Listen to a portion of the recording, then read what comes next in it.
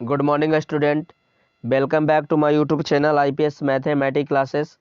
आज की इस वीडियो में हम लोग बात करने वाले हैं मैट्रिक्सेस के बारे में, जो कि चैप्टर 3.1 है ना। और अगर चैनल पर नए हैं तो चैनल को लाइक सब्सक्राइब शेयर करना मत भूलिएगा।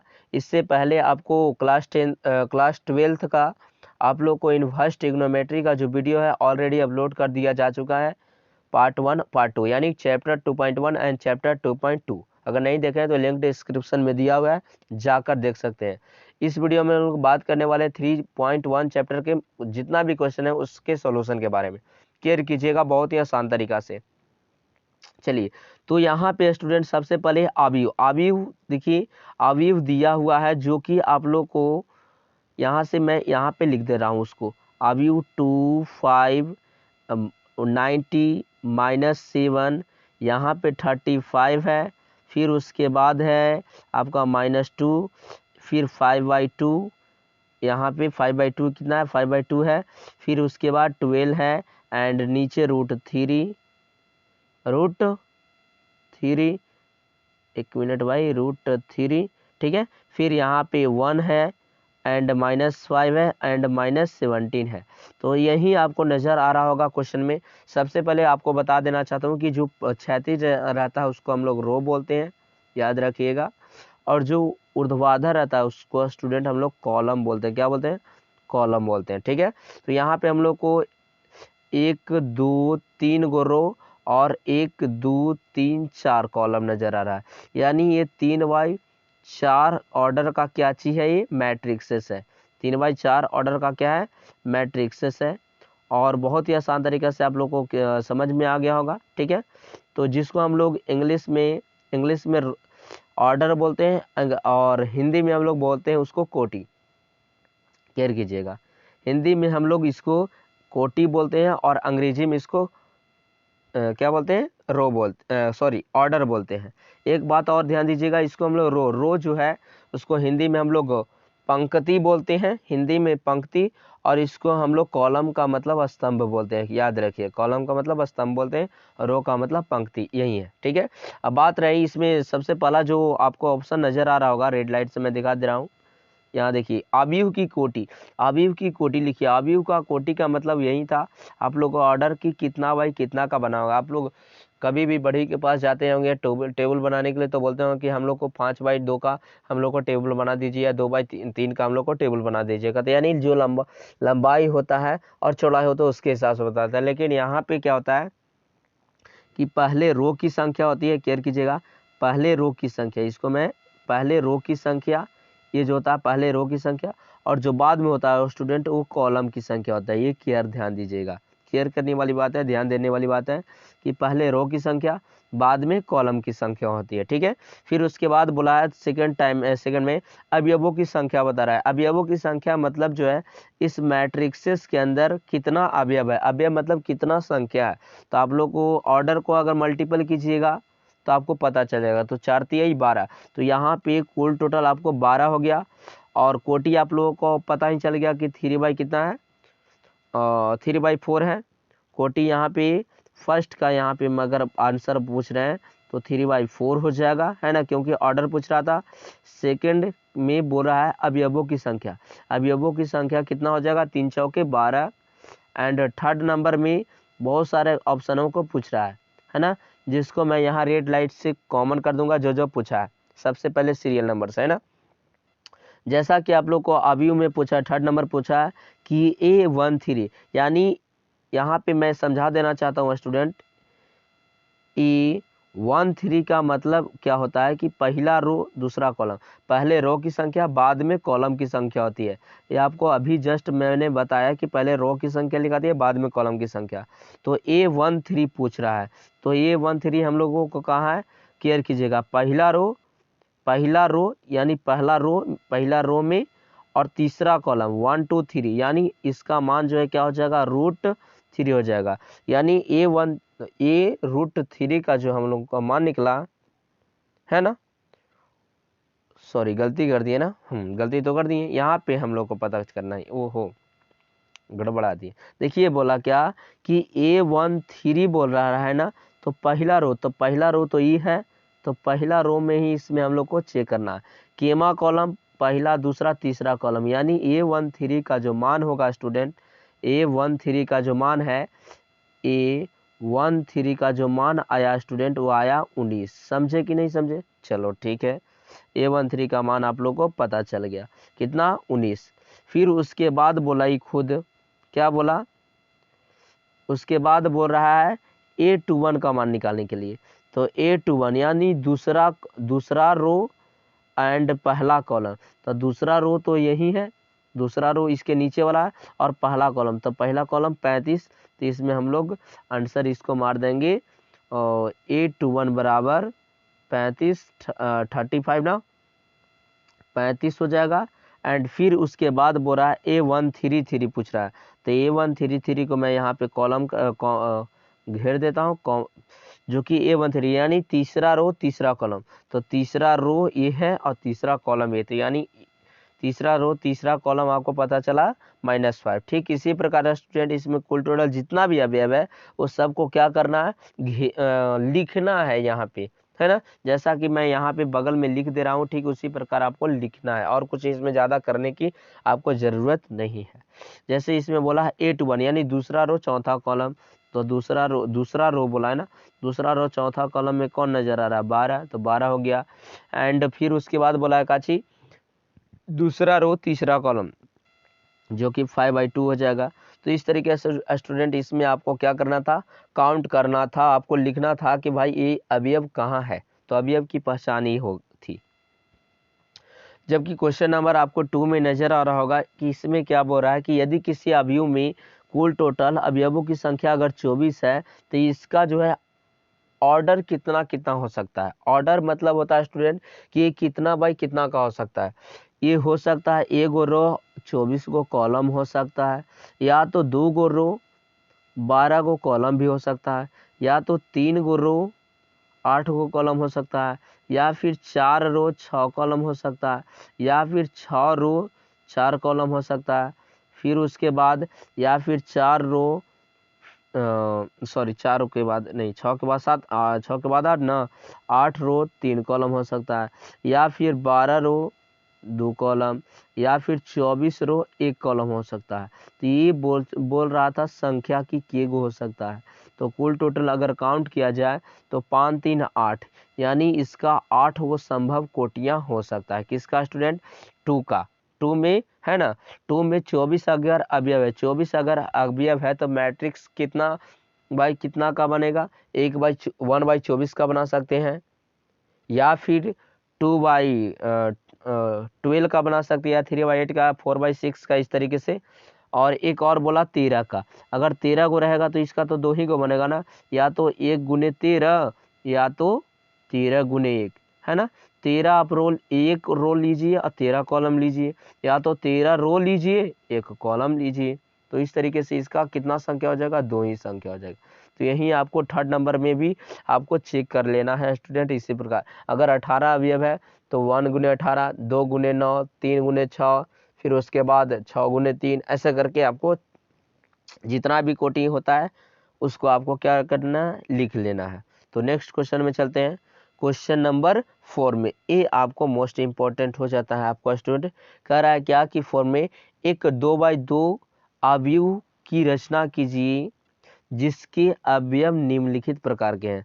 तो मान लीजिए कि माना कि जो है 2/2 का हम एक ऑर्डर मान लिए। क्या भाई? 2/2 का A11, A12, A21, A22, समझ गए? ये क्या 2/2 का नहीं हुआ? हम लोगों ने इसको 2/2 का ऑर्डर का बना लिया। ठीक है, पहली कंडीशन आपके पास आया कि AIJ बराबर कितना? I प्लस जे का ऑल स्क्वायर लेना है, बटा में 2 लेना है। ठीक है, तो हम लोग को सबसे पहले तो यहाँ पे हम लोग को निकालना पड़ेगा, केयर कीजिएगा। सबसे पहले तो हम लोग निकालेंगे A12। अब A12 निकालेंगे और फिर उसके बाद क्या निकालेंगे? A21 निकालेंगे, A12 निकालेंगे, A21 निकालेंगे और A22 निकालेंगे। तो बारीकी से सभी का हम लोग वैल्यू निकालेंगे। अब वैल्यू निकालेंगे लिए कुछ करने की आवश्यकता नहीं है स्टूडेंट। चलिए हम ये 1 1 निकालते हैं। तो आई का मान 1, जे का मान, ये ऑलरेडी यहाँ पे आपको बता चुका है कि पहले आई होता है और बाद में जे होता है। तो ये आई का मान 1 और जे का मान 1 भी, तो 1 + 1 का ऑल स्क्वायर बुरा इस नियम पर रखेंगे तो 2, 1 1 2, 2 का ऑल स्क्वायर करेंगे तो 4 4/2, यानी आपको कट के आ जाएगा 2। तो ए 1 1 निकल गया 2। फिर इसके बाद आपको निकालना है स्टूडेंट ए 1 2, तो 1 + 2 का ऑल स्क्वायर यानी 3 यानी 3 का स्क्वायर 3 3 9 9/2 हो जाएगा। उसी प्रकार अगर ए 2 1 आप निकालिएगा तो 2 + 1 का ऑल स्क्वायर हो जाएगा और डिवाइड में कितना 2 हो जाएगा, तो 3 3 9 9 बटा यहाँ पे भी 2 आ जाएगा। एंड एक और निकालना है स्टूडेंट 2/2 का, तो यहाँ से 2 + 2 का अगर ऑल स्क्वायर करेंगे तो 2 दूनी 4, 4 का स्क्वायर करेंगे 16, 16 बटा कितना हो जाएगा स्टूडेंट 2 हो जाएगा, तो ये 8 हो जाएगा। तो आप लोग को क्या पता चला, अब कुछ करने की आवश्यकता नहीं है स्टूडेंट, अब क्या कर देना है कि मैट्रिक्स के में रख देना है। मैट्रिक्स में क्या रख देना, मैं इसी के सिमिलरली लिख देता हूँ बगल में। क्या A11 का मान आया था कितना 2, तो 2 लिख दिए। A21 का मान, A12 का मान कितना आया था, A12 का मान भी 9/2, तो यानी बगल में मैं लिख देता हूँ 9/2। एंड A21 का मान यहाँ पर है तो ये भी 9 कितना है 2 है। एंड इसके बाद A22 का मान कितना है, A22 का मान आपको नज़र आ रहा होगा 8 है, तो उसको हम लिख देंगे 8। तो इस तरीके से स्टूडेंट आप क्या कर सकते हैं, मैट्रिक्स का ये 2/2 का मैट्रिक्स का क्या कर सकते हैं, निर्माण कर सकते हैं। यही आपको से पूछा था कि भाई निर्माण कीजिए क्या चीज, आपको 2/2 मैट्रिक्स का। ठीक इसमें भी ऑलरेडी इसमें भी कुल टोटल इसमें स्टूडेंट 1 2 3 क्वेश्चन है, 3 क्वेश्चन नहीं है 3 कंडीशन है। लेट करना है यही आपको इस जो आपका प्रोसेस है वो चेंज खाली हो जाएगा। फर्स्ट वाला में आई + जे का ऑल स्क्वायर बटा 2 है, सेकेंड वाला में आई बटा जे है, तो 1/1 करेंगे तो 1 हो जाएगा, 1/2 करेंगे तो 1/2 हो जाएगा, 2/1 हो जाएगा। इसको देखा जाए तो डायरेक्ट हम यहाँ पे निकाल सकते हैं, है ना। तो ठीक इसी कंडीशन के अनुसार जैसा कि मैं बताया, ठीक इसी कंडीशन के अनुसार निकाल दें। सबसे पहले मानना है आपको, पहले तो मान लेना है कि माना कि भाई 2/2 ऑर्डर का जो आपको पास मैट्रिक्स है वो A11 है, A12 है, A21 है, A22 है ना। फिर उसके बाद हम लोग को क्या करना है, कंडीशन रखना है कि भाई कंडीशन क्या है, तो कंडीशन रख दिए। फिर उसके बाद आप लोग अवयव पहिल का निकालना चाहते हैं यानी A11 निकालना चाहते हैं तो A11 निकालेंगे, A21 निकालेंगे, A21 A12 निकालेंगे और फिर A22, मतलब जितना भी उसमें अवयव रहेगा ना उसी प्रकार आपको निकालना है। तो चलिए नेक्स्ट क्वेश्चन की तरफ चलते हैं। इसमें ऑलरेडी कितना क्वेश्चन है, इसमें कुल टोटल 3rd क्वेश्चन है। तो 3rd क्वेश्चन का मतलब 2 क्वेश्चन, एक क्वेश्चन आपको मात्र बनाना रहा क्योंकि सेकंड वाला क्वेश्चन तो ऑलरेडी बन चुका है, क्योंकि I/J यानी 1/1 व 2/1 A21 निकालेंगे तो या ये 1/2 निकालेंगे तो 1/2 और 2/2 निकालेंगे तो 1, उसका तो डायरेक्ट आपको पता चल जाएगा। मैं कहिएगा तो यहाँ पे आपको डायरेक्ट पता चलेगा कैसे, वैसे देखिए I/J तो 1/1 1 हो जाएगा, A 1/2 हो जाएगा, A 2 हो जाएगा और A। अब देखिएगा इतना आंसर आता है कि नहीं, कमेंट जरूर कीजिएगा कि इतना आपको आंसर आया था कि नहीं, सेकंड वाला क्वेश्चन का आंसर। 3rd नंबर क्वेश्चन आपको बनाना है। तब तक के लिए चलते हैं नेक्स्ट क्वेश्चन में। नेक्स्ट क्वेश्चन में क्या है स्टूडेंट, केयर कीजिएगा। इसमें आपको पीछे वाले जो क्वेश्चन था उसमें 2/2 का बनाना था, इसमें जो है 3/4 का बनाना है, 3/4 का बनाना है। 3/4 का बनाना है तो हम लोग को सबसे पहले लेट कर लेना पड़ेगा, तो लेट कर लेते हैं वो अवयव एक को, है ना। ए बराबर भी लिख सकते हैं, कुछ भी लिख सकते हैं आप, A11 A12 A13 है ना, 3 रो और 4 कॉलम, A14, फिर उसके बाद A21 A22, सॉरी यहाँ पे केयर कीजिएगा, A21 21 A22 A23 A24 A23 A24 and इसके बाद केयर कीजिएगा, A3 1 हो जाएगा, A3 2 हो जाएगा, A3 3 हो जाएगा और A3 4 हो जाएगा।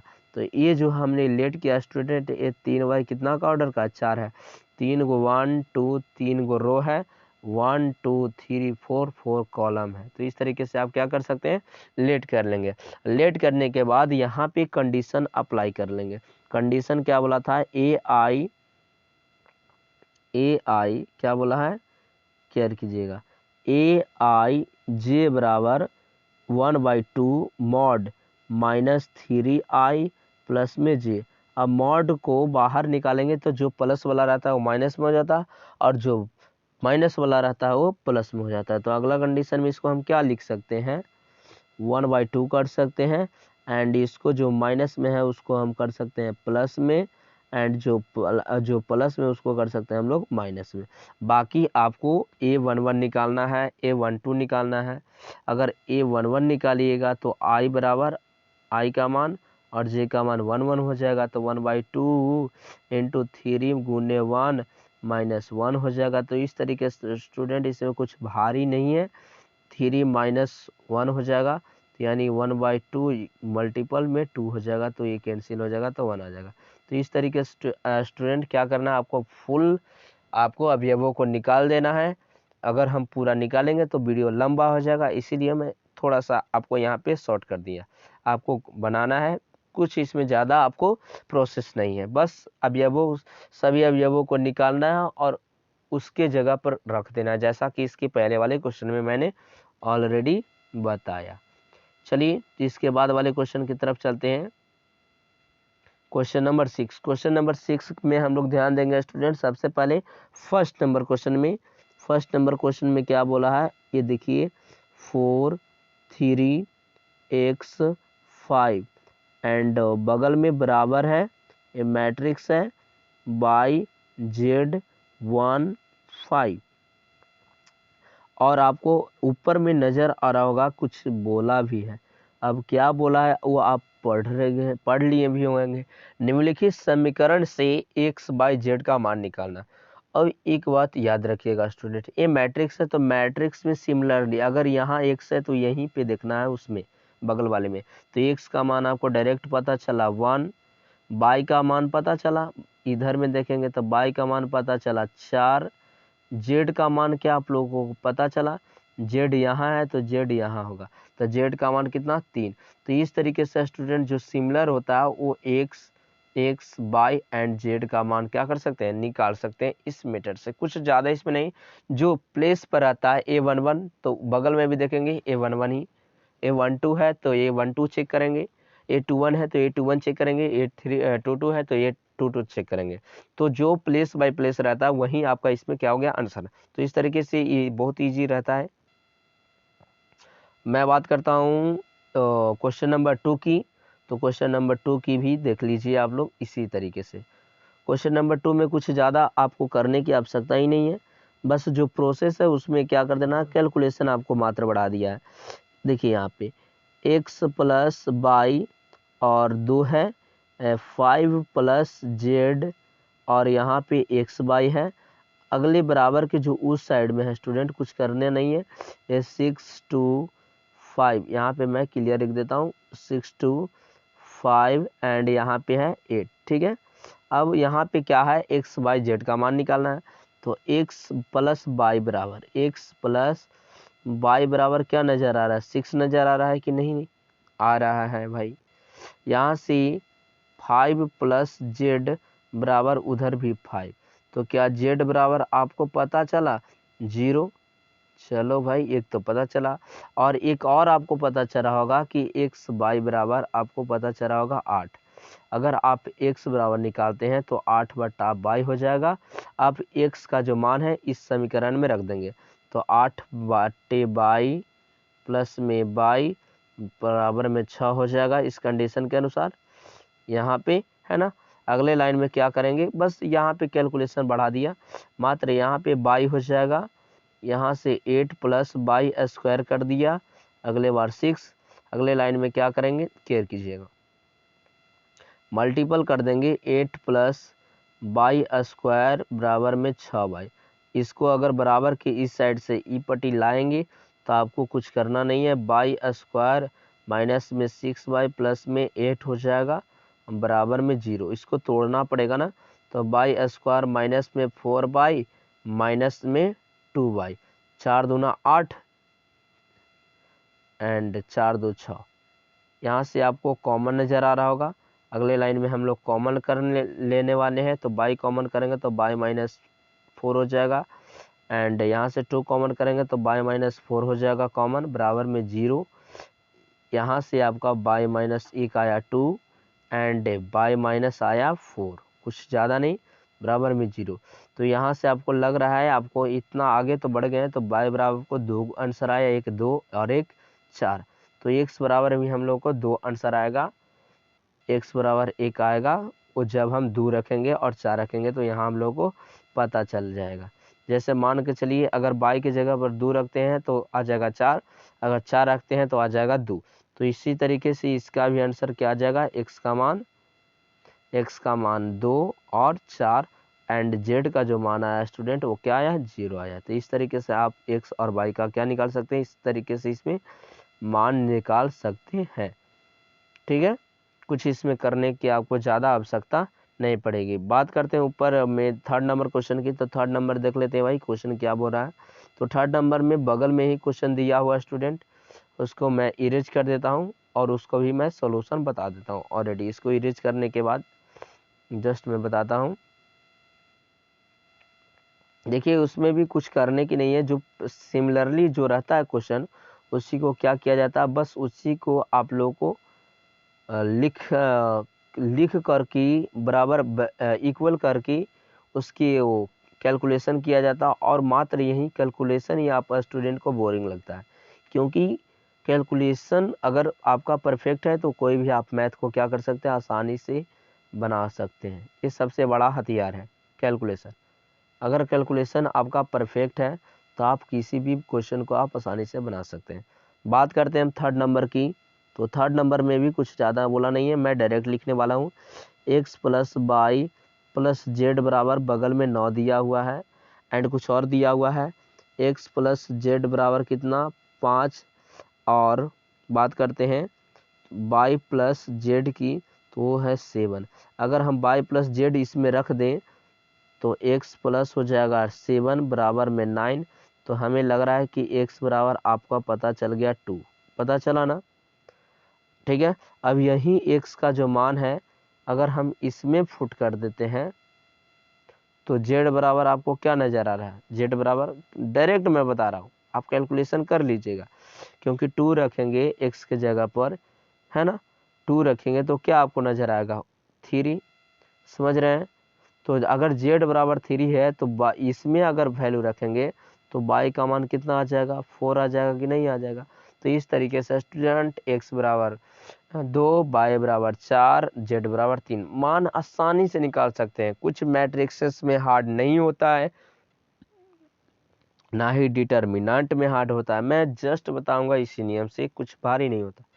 अगले क्वेश्चन में भी एकदम सिमिलरली इसी प्रकार से करना है आप लोगों को।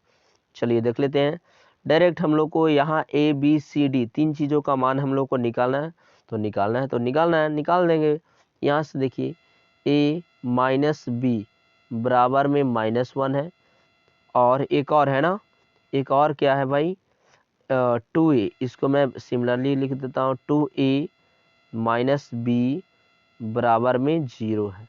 इसको इक्वेशन 1 मान लो एंड इक्वेशन 2 मान लो। घटाने आता होगा, बस घटा दीजिए, a माइनस ए प्लस और a माइनस, तो ये दोनों कट गया। तो यहाँ बात करें तो माइनस कितना आ जाएगा, a बराबर -1, तो वो 1 कैंसिल, तो a बराबर आपका 1 आ गया। ठीक है, अगर a का मान अगर समीकरण 1 में रखते हैं तो आपको हमारे हिसाब से b बराबर आ जाएगा 2। क्या आ जाएगा, b बराबर 2 के देख लीजिएगा, क्योंकि वह रखेंगे तो बराबर कुछ साइड हो जाएगा, तो -1 -2 हो जाएगा। फिर उसके बाद आप कैलकुलेशन आसानी से कर सकते हैं। यहाँ से b का मान आ गया 2। अब बात करते हैं, दो कंडीशन और थी, 2a प्लस सी बराबर 5। तो अगर a का मान यहाँ पे 1 रखेंगे तो आपको सी का मान पता चल जाएगा। सी बराबर में 5 - 2 यानी सी बराबर इक्वल टू 3। एंड बात करते हैं डी की, तो डी के लिए कंडीशन रखना पड़ेगा 3C है ना, 3C प्लस में डी बराबर में 13। तो यहाँ सी का मान आप लोगों को ऑलरेडी पता है, 3 × 3 और प्लस में डी इक्वल टू 13। तो बात करते हैं डी की, तो अगर 13 में से 3 3 9 घट जाएगा तो आ जाएगा 4। तो इस तरीके से स्टूडेंट डी का मान कितना आ गया 4, यानी ए का मान 1, बी का मान 1, बी का मान 2, सी का मान 3 एंड डी का मान कितना 4। तो इस तरीके से ए बी सी डी का आप क्या कर सकते हैं, मान निकाल सकते हैं क्वेश्चन नंबर 7 में। ठीक है, आशा करते हैं समझ में आ गया होगा। नेक्स्ट क्वेश्चन में बढ़ते हैं। नेक्स्ट क्वेश्चन में क्वेश्चन नंबर 8 में स्टूडेंट ध्यान दीजिएगा, ऑब्जेक्टिव क्वेश्चन है और क्लियर करके समझा दूंगा, कुछ ज़्यादा इसमें भारी नहीं होती है। कोई भी मैट्रिक्सेज हो गया, फिर उसके बाद मैट्रिक्स का जोड़ घटाव, उसका ट्रांसपोज वगैरह, ये सब बहुत आसान है ना, आसान तरीके से बना सकते हैं। 12 को मैं इजी बना देता हूँ इस कॉन्सेप्ट से। अब देखिए ए बराबर बोला है क्या, मैं यहाँ पे कलर चेंज कर लेता हूँ। यहाँ देखिएगा ये जो 8 नंबर क्वेश्चन आपको नजर आ रहा है, बोला है ए बराबर AIJ में M गुने N यानी रॉ गुने कॉलम है ना, M गुने N एक वर्ग आव्यूह है। अब बताइए वर्ग आव्यूह कब होगा, मान के चलिए वर्ग आव्यूह कब बनता है, वर्ग कब बनता है, जब भुजाओं की संख्या बराबर होती है, भुजाओं की जो लंबाई होती है बराबर होती है। तो सेम यही प्रोसेस यहाँ करना कि A11 A12 A21 and A22, यानी अगर रो की संख्या और कॉलम की संख्या बराबर हो, यानी m बराबर अगर n हो, रो को m से सूचित किया गया है और कॉलम को यहाँ n से सूचित किया, अगर m और n बराबर हो तभी हम उसको क्या कह सकते हैं, वर्ग आव्यूह कह सकते हैं, वरना नहीं। तो यानी ऑप्शन नंबर इसका क्या हो जाएगा, सी, वेरी गुड हो जाएगा। यानी ऑप्शन नंबर सी इसको हम परफेक्ट कर सकते हैं कि ऑप्शन नंबर सी इसका क्लियर है। यानी वर्ग आव्यूह तभी हम बोल सकते हैं जब रो और कॉलम की संख्या क्या होगी, बराबर होगी। तो इसमें कुछ आपको ज़्यादा सोचने वाली बात नहीं थी, बस कॉन्सेप्ट पर आधारित था। बात करते हैं क्वेश्चन नंबर 9 की। तो 9 में आपको कुछ करने की आवश्यकता नहीं है, बस उसमें सिमिलरली जैसा कि मैंने अभी पीछे वाले क्वेश्चन में बताया उसी प्रकार आपको क्वेश्चन को क्या दे देना है, जवाब देना है। अब बताइए 3x, देखिए मैं ले रहा हूँ 3x + 7 बराबर में 0 है, तो 3x बराबर कितना आ जाएगा, 7 आ जाएगा ना, है ना। तो अगर -7, अगर x बराबर निकालेंगे तो -7 बटा कितना आ जाएगा, 3 आ जाएगा। दम सेम टू सेम प्रोसेस, कुछ करने की आपको आवश्यकता नहीं पड़ेगी, है ना। समझ गए बातों को, ठीक है भाई, समझ गए तो आसान तरीका से समझ गए होंगे, है ना। लेकिन एक बात और करें, बाई की मान अगर निकालना चाह रहे हैं तो देखिए, तो 5 बराबर बाई -2, तो बाई बराबर कितना आ रहा है, 7 आ रहा है। तो बाई बराबर 7 आ रहा है, हमारे हिसाब से कहीं गलती कर दिया होगा, यानी हमें लगता है कि कितना रहना चाहिए, हमें लगता है कि टाइपिंग करने में गलती कर दिया क्वेश्चन में, क्योंकि यहाँ पे आप लोग को रहना चाहिए, ऑप्शन में नहीं है, लेकिन आप लोग को यहाँ पे रहना चाहिए क्या, 1 रहना चाहिए, हमारे हिसाब से इसको 1 रहना चाहिए, आपका परफेक्ट रहेगा। क्योंकि आपकी बुक में भी गलती किया, यहाँ 1 रहना चाहिए, तो इस साइड में जाएगा तो -1, तो यहाँ पे -1, यानी ऑप्शन इसमें क्या आ जाता है, परफेक्ट। यानी इसको मैं क्रॉसिंग कर देता हूँ यहाँ पे। ऑप्शन नंबर जो क्वेश्चन नंबर 9 में है 3x + 7, उसको 1 कर लीजिएगा क्वेश्चन में, क्योंकि आपको गलती दिया हुआ है। अब यहाँ से कर लीजिएगा तो आपको y बराबर 7 एंड x बराबर क्या आ जाएगा, -1/3 आ जाएगा। तो इस तरीके से स्टूडेंट एक ऑप्शन नंबर क्या आ जाएगा, ऑप्शन नंबर ए आपका परफेक्ट हो जाएगा। ठीक है, ऑप्शन नंबर ए। तो इसमें ऑप्शन नंबर ए को आप क्या कर सकते हैं, राइट कर सकते हैं। कुछ ज़्यादा इसमें नहीं है, बस कैलकुलेशन था। अगले क्वेश्चन एंड इस वीडियो का लास्ट क्वेश्चन इस चैप्टर का 3.1 का बात करते हैं। कह रहा है कि 3/3 कोटि के ऐसे अवयवों की कुल संख्या कितनी होगी जिनकी प्रत्येक प्रविष्टि कितना है, 0 है या तो 1 है। अब 0 और 1 कुल टोटल कितनी संख्या होंगे, 2 संख्या होंगे। अब इसका ऑर्डर कितना बोला है, 3/3 का, तो इसको हम लोग पावर में ऐड कर लेंगे। तो 3 3 कितना हो जाएगा स्टूडेंट 9। तो 2 के पावर 9 कीजिएगा तो कितना जाएगा 2 दूना 4 दूना 8 दूना 16 दूना 32 दूना 64 दूना 128 दूना हो जाएगा 10 के 256 दूना ऐसे 512, यानी कितना आ जाएगा ये 512 आ जाएगा। यानी ऑप्शन नंबर ये डी सही है। ये कैसे हुआ, तो ये आपको पता होना चाहिए कि अगर दो जिनकी प्रत्येक प्रविष्टि क्या है 0 है या तो 1 है, तो कुल टोटल संख्या पूछ रहा था, तो कुल टोटल 2 है, तो 2 का पावर ऐड करेंगे कोटि में।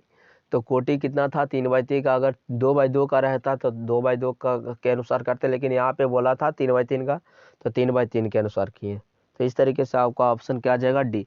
तो आशा करता है स्टूडेंट क्वेश्चन आपको समझ में आया होगा। अगर क्वेश्चन में कहीं डाउट है तो आप कमेंट बॉक्स में कमेंट करना अवश्य भूलिएगा। नेक्स्ट क्वेश्चन जब हम बनाएंगे इसका तो ऑलरेडी हम उसमें आपको सॉल्यूशन बताएंगे। तब तक के लिए गुड बाय, मिलते हैं नेक्स्ट वीडियो में नेक्स्ट चैप्टर के साथ।